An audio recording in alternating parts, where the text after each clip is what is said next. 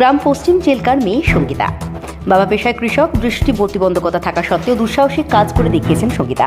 2018 সাল থেকে তার পথ চলা শুরু। ব্লাইন্ড ফুটবল খেলতে শুরু করেন রবীন্দ্রভারতী বিশ্ববিদ্যালয় ফুটবল গ্রাউন্ড থেকে। পশ্চিমবাংলার বিভিন্ন লোকাল ম্যাচ থেকে শুরু করে east zone national tournament, Asian championship খেলার সুযোগ পেয়েছিলেন সঙ্গীতা। 2023 সালে যোগ্যতার বলে ভারতীয় দলে ওয়ার্ল্ড চ্যাম্পিয়নশিপ এর মনোনীত হয়। জাপান সিরিজের সুযোগ পেয়ে 15 ফেব্রুয়ারি 2024 খেলতে যায়। 19 ফেব্রুয়ারি 2024 ফিরে আসে।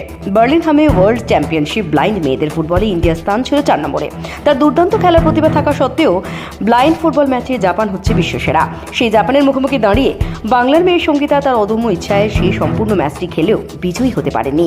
সঙ্গীতার সরকারের কাছে বিনীত আবেদন, যাতে সরকার ব্লাইন্ড মেয়েদের ফুটবলের পাশে এসে দাঁড়ায় এবং তাদের দিকে সাহায্যের হাত বাড়িয়ে দেয়। তাদের দৃঢ় বিশ্বাস তারা বাংলা তথা ভারতবর্ষের মুখ উজ্জ্বল করবে। এই দৃশ্যই তুলে ধরা হয়েছে নিউজ বাংলা টিভি চ্যানেলে। দেখতে থাকুন, সঙ্গে থাকুন, নজরে রাখুন আমাদের চ্যানেল নিউজ বাংলা টিভি। আমার নাম সঙ্গীতা মেটা। কতদিন ধরে আছো ফুটবলের সঙ্গে যুক্ত? 2018 থেকে আমি ফুটবল খেলছি, কিন্তু ছোটবেলা থেকে আমার খেলাধুলার প্রতি ঝোঁক ছিল। আমি আগে অ্যাথলেটিক্স খেলতাম। তো বর্তমানে তো তুমি বাইরের দেশেও খেলে এসছো, যদি একটু কেসটা কাহিনীটা যদি একটু বলো। অ্যাকচুয়ালি আমি জন্ম থেকে দৃষ্টি প্রতিবন্ধী। যখন আমি স্কুলে পড়তাম তখন আমি জানতাম না যে ব্লাইন্ড ফুটবল বলে কিছু রয়েছে। কলেজে ভর্তি হওয়ার পরে, রবীন্দ্রভারতীতে আসার পরে এফএবিবি অর্থাৎ football association for the blind of বেঙ্গলের সাথে আমার পরিচয় হয়। ওনারা আমাকে বলেন যে আমাদের বেঙ্গলেও দল রয়েছে, ছেলেদের দল, আমরা মেয়েদের দল নিয়ে ভাবছি, তুই কি খেলবি? হ্যাঁ, আমি আগ্রহী আছি। তো ওনারা আমাকে ট্রেনিং দেয়, আমি ট্রেনিং নিই এবং আমাদের বেঙ্গলে মেয়েদের দল গড়ে ওঠে। এরপরে বিভিন্ন লোকাল ম্যাচ, ইস্ট জোন এবং ন্যাশনাল খেলি। ন্যাশনাল খেলার পরে আইবিএফএফ আমাকে সিলেক্টেড করে ইন্ডিয়ান টিমে খেলার সুযোগ দেওয়ার জন্য। গত আগস্ট মাসে ইংল্যান্ডের বার্মিংহামে ওয়ার্ল্ড চ্যাম্পিয়নশিপ খেলে এসেছি। আর এই বছর 2024 সালে 17 এবং 18 ফেব্রুয়ারি আমি জাপানে টুর্নামেন্ট খেলে এসেছি। তো জাপানে টুর্নামেন্ট খেলে আসার অভিজ্ঞতাটা কেমন ছিল? জাপান বিদেশ খেলতে যাব, প্রথমত ভাবিনি কখনো জাপান যাব। জাপান আমার স্বপ্নের দেশ। সেই স্বপ্নের দেশে যাওয়ার সুযোগ করে দিয়েছেন প্রথমে আমাদের এফএবিবি, তারপরে আমাদের আইবিএফএফ। তো জাপানে যাব, মনের মধ্যে ভয় ছিল যে কিভাবে আমি খেলবো না করব। তো ভয়ে পিছিয়ে থাকলে হবে না, আমাকে আমার বেস্ট পারফরমেন্স দিতে হবে। আমরা গেছিলাম ওখানে। জাপান খুব ভালো টিম, ওরা খুব ভালো খেলে। তো ওদের সাথে আমরা সমান তালে এগিয়ে গেছি খেলে আসার জন্য। তো খেলায় তো হার জিত রয়েছে। আনফরচুনেটলি জাপান আমাদের সাথে জিতে যায়, কিন্তু জিতে গেছে ওরা, কিন্তু আমরা ওখানে ওদের সাথে খেলতে পেরে অনেক কিছু শিখতে পেরেছি। ওদের যে খেলার পদ্ধতি, ট্রেনিং, কিভাবে ওরা একে অপরকে পাস দেয়, আমরা ইন্ডিয়ান থেকে তো শিখেছি, বা এরপরে আমরা জাপানের প্লেয়ার থেকে আমরা আরো অনেক কিছু শিখেছি। আমাদের খুব ভালো লেগেছে জাপানের টুর্নামেন্টটা খেলে। ব্লাইন্ড ফুটবল যারা সাধারণত দৃষ্টিশক্তি হারিয়েছেন, তাদের কাছেও তো এই খেলাটা একটা অন্যতম। এটা তারা কিভাবে আসবে বা কিভাবে তারা খেলতে পারে? কারণ ফুটবল মানেই একটা দৃষ্টিশক্তির দরকার হয়, বলটা কোন দিক দিয়ে আসছে বা কিভাবে আমি কাকে পাস করবো। তো এই জায়গাটা কিভাবে কন্ট্রোল? অ্যাকচুয়ালি নর্মাল ফুটবল থেকে ব্লাইন্ড ফুটবলটা একটু আলাদা রকম। ব্লাইন্ড ফুটবলের মাঠটা নর্মাল ফুটবলের থেকে একটু ছোট হয়। আর আমরা যখন খেলবো, আমরা অনেকেই আছি সামান্য একটু দেখতে পাই, কেউ বা দেখতে পাই না। তো আমাদেরকে সমানভাবে খেলতে হলে আমাদের খেলার সময় কি করা হয়, চোখটাকে পুরোপুরি ভাবে সিল করে আই প্যাচ করে দেওয়া হয়, যাতে আমরা বাইরের আলো আমাদের প্রবেশ করতে না পারে। খেলার পদ্ধতি বলতে আমাদের খেলাটা হচ্ছে 5A সাইড, অর্থাৎ 4 জন ব্লাইন্ড প্লেয়ার মাঠে থাকবে এবং একজন গোলকিপার থাকবে। গোলকিপারের পেছনে গোল গাইড থাকবেন এবং একজন সাইড গাইড থাকবেন। আর বলের মধ্যে আমার হাতে রয়েছে ফুটবল। দেখুন, এর মধ্যে একটা আওয়াজ রয়েছে। তো বলটা যখন মাঠে গড়াবে, অলরেডি ও আওয়াজ হতে থাকবে। ওই আওয়াজটা শুনে আমাকে আইডেন্টিফাই করতে হবে যে বলটা কোথায় আছে, প্রথমত।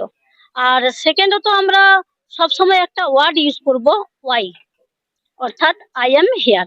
আমি যখন বলছি ওয়াই, আমার অপোজিট টিমও বলছে ওয়াই, বা আমার নিজেদের যারা আমাদের প্লেয়ার রয়েছে ওরা বলছে ওয়াই। আমরা তো আমাদের প্লেয়ারের ভয়েস চিনি।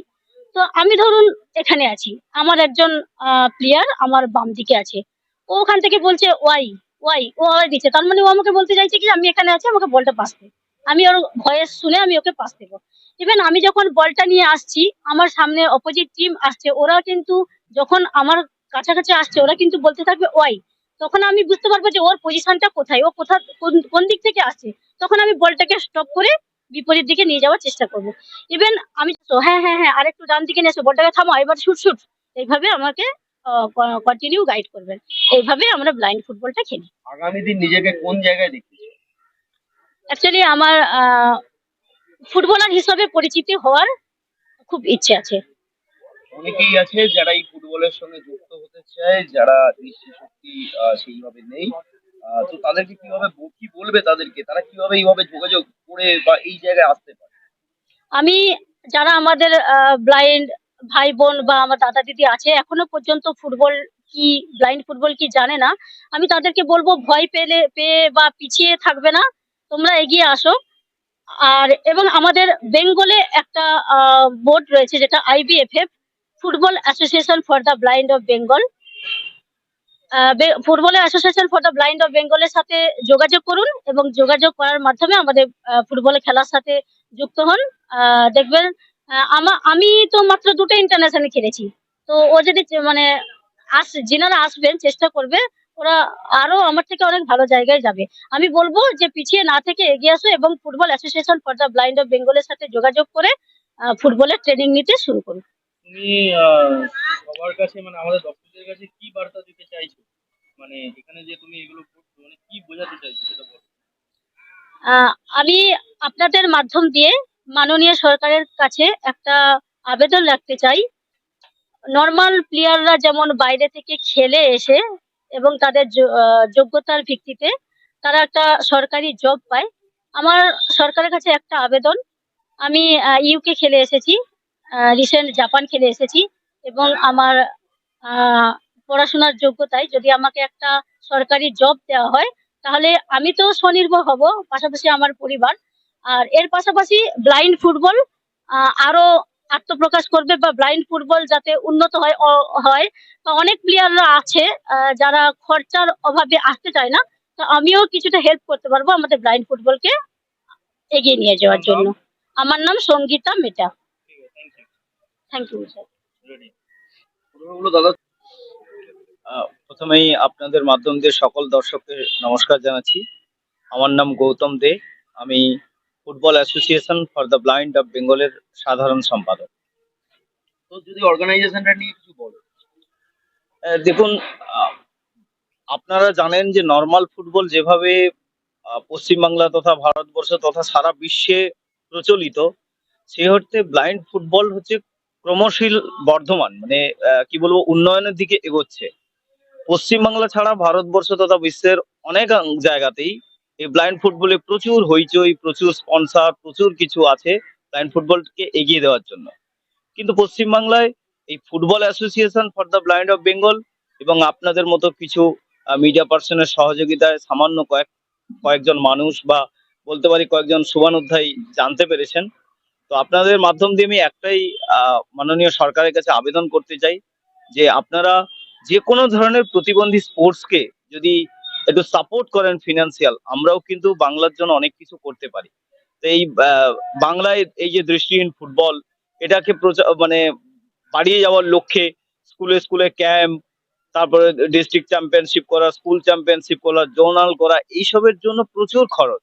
কোনো কর্পোরেট সেক্টর, কোনো শুভানুধ্যায়ী মানুষ বা গভর্নমেন্ট যদি আমাদের কাছে এগিয়ে আসে, আমরা কিন্তু অনেক অনেক এগোতে পারবো এবং বাংলার দৃষ্টিহীন ফুটবলকে অনেক দূর এগিয়ে দিতে পারবো। শুধু গভর্নমেন্টের কাছে আমার একটাই আবেদন, নর্মাল স্পোর্টসে যেভাবে চাকরি দেওয়া হয়, তারপরে এই 25শে জানুয়ারি মাননীয় মুখ্যমন্ত্রী যারা ভালো রেজাল্ট করেছে 2022-23-এ, তাদের মেডেল অনুযায়ী একটা অনারিয়াম দিয়েছে। সেইভাবে যদি প্রতিবন্ধী স্পোর্টসে ওনারা ধ্যান দেন এবং যারা ব্লাইন্ড ফুটবলার তাদের যদি একটা চাকরির ব্যবস্থা করেন, আমার মনে হয় ব্লাইন্ড ফুটবল অনেক দূর এগাতে পারবে। প্রশ্ন হচ্ছে একটাই, নর্মাল ফুটবল বা নর্মাল স্পোর্টস যাই বলুন না কেন, সেটা যদি বাংলাকে সম্মান এনে দিতে পারে, প্রতিবন্ধীরা সম্মান এনে দিতে পারে না, এটা কিন্তু আমার মনে হয় একটু কোথাও সচেতনতার অভাব আছে। একজন সচেতন ব্যক্তি বা একজন ভালো দৃষ্টিমান মানুষ যদি পশ্চিমবাংলা থেকে কোথাও খেলতে যায়, না হয় 50-60 খানা সাংবাদিক গিয়ে হাজির হয়ে যায়। আমাদের বেলা সেটা নেই। কোনো একজন স্পোর্টসম্যান যদি কোর্স করে ফিরে আসে, তাকে বিমানবন্দরে যায় সম্বর্ধনা জানাতে, ফুল দিয়ে সম্মান জানাতে। কিন্তু একটা দৃষ্টিহীন স্পোর্টসম্যান কালকে ফিরলো জাপান থেকে। একটা কোনো গভর্নমেন্টের পক্ষ থেকে কোনো লোক তো আসেননি। এবার যদি বলে জানেন না, সেটা অন্যায় হবে। কেন এই যাওয়ার আগে আমরা স্পন্সরশিপ লেটার দিয়েছি, আমি গিয়ে কথা বলে এসেছি। তারপরেও সেই জায়গাটা নেই। তাই আমি গভর্নমেন্টের কাছে আবেদন করব যে আমাদেরও পাশে এসে দাঁড়ান।